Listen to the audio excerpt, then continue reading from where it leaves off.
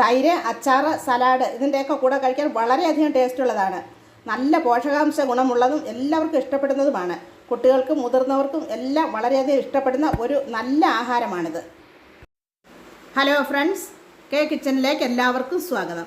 ഇന്ന് വളരെ ടേസ്റ്റിയും ഹെൽത്തിയുമായ അലൂ പൊറോട്ടയുടെ റെസിപ്പി ഉണ്ടാക്കാം. ആദ്യമായിട്ട് നമുക്കതിൻ്റെ മസാല ഉണ്ടാക്കാം. 4 പൊട്ടറ്റോ പുഴുങ്ങി ഉടച്ചെടുത്തിട്ടുണ്ട്. ഇനി നമുക്ക് 2 ടീസ്പൂൺ മല്ലിയില ഇട്ട് കൊടുക്കാം. 1/2 ടീസ്പൂൺ മഞ്ഞൾപ്പൊടി ഇട്ട് കൊടുക്കാം.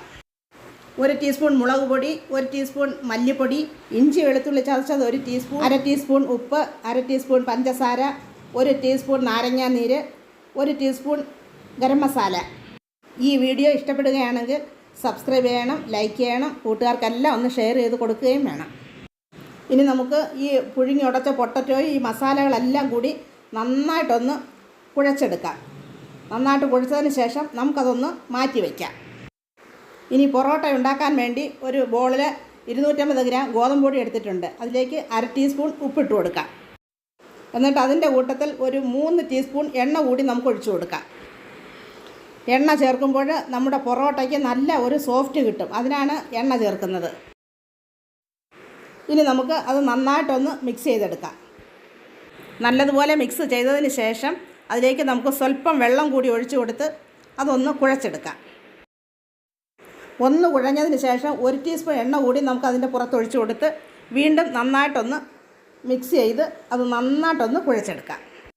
കുഴച്ചെടുത്ത മാവ് ചെറിയ ഉരുളകളായിട്ട് ഉരുട്ടി നന്നായിട്ടൊന്ന് പരത്തിയെടുക്കണം.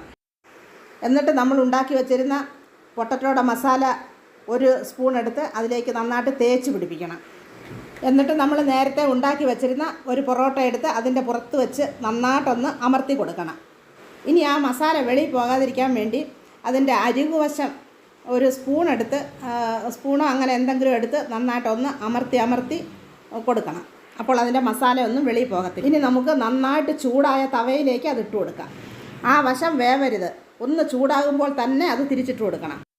എന്നിട്ട് തിരിച്ചിട്ട ഭാഗത്ത് 1 ടീസ്പൂൺ എണ്ണ വിസ്താരത്തിൽ ഒഴിച്ച് തേച്ച് പിടിപ്പിക്കണം. എണ്ണ നന്നായിട്ട് തേച്ച് പിടിപ്പിച്ചതിന് ശേഷം അത് തിരിച്ചിട്ട് കൊടുക്കണം.